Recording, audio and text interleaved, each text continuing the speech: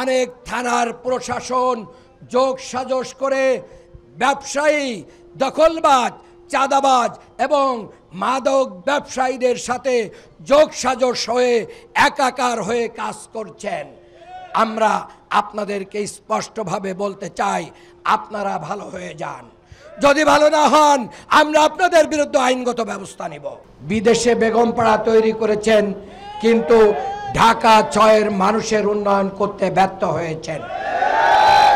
আমরা নাগরিকদের জন্য একটি হাসপাতাল আমরা খুঁজে পাই নাই। সরকারি একটি হাসপাতাল আমাদের কাছে নাই। এটা দুর্ভাগ্যজনক। আমরা প্রায় ৩০ লক্ষ লোক এই ঢাকা ৬-এ আমরা বাস করি, কিন্তু একটি সরকারি হাসপাতাল আমাদের জন্য নাই। আপনারা যদি দাঁড়িপাল্লাকে নির্বাচিত করেন, তাহলে আমরা লন্ডনের টেমস নদীর মতো করে যেরকম লন্ডন উন্নত হয়েছে, ঢাকা ৬-কে বুড়িগঙ্গা দখল মুক্ত এবং দূষণ মুক্তর মাধ্যম দিয়ে আমরা ঢাকা ৬-এর উন্নয়ন নিশ্চিত করব ইনশাআল্লাহ। বুড়িগঙ্গাকে যদি আমরা বাঁচাতে না পারি, আমরা ঢাকাকে বাঁচাতে পারবো না।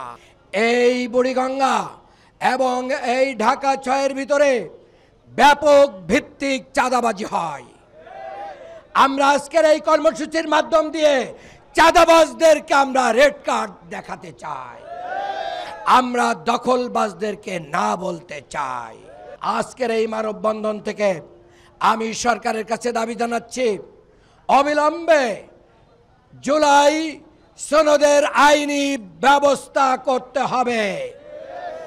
আগামী নভেম্বরের ভিতরেই আমাদেরকে গণভোটের মাধ্যম দিয়ে এটাকে আইনি ভিত্তি দিতে হবে।